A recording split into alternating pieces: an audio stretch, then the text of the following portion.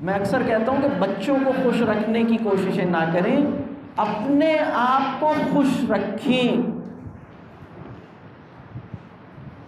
बच्चों को खुश रखने के चक्कर में इतनी परेशान कुन और बीमार वाली शक्ल बना के घूम रहे हैं, ऐसा नहीं कर।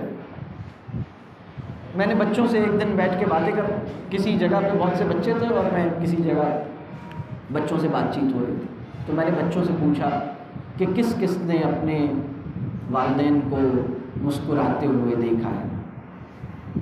तो बच्चे हैरत से देखने लगे। एक बच्चे ने बड़ी मज़े की बात, मतलब बच्चों को इसका जवाब ही समझ नहीं आया कि कैसा सवाल है, मतलब अपने वालिदैन को हमने मुस्कुराते हुए तो बहुत ही कम देखा है। एक बच्चे ने कहा कि सर मैंने अपनी अम्मी को उस वक्त मुस्कुराते हुए देखा है जब वो किसी और से बात करती, जब वो मुझसे बात करती हैं तो नहीं मुस्कुराती।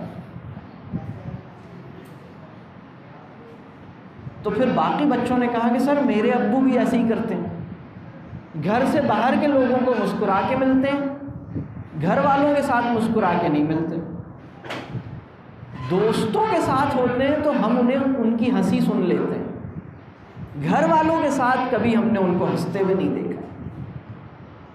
अजीब बात है।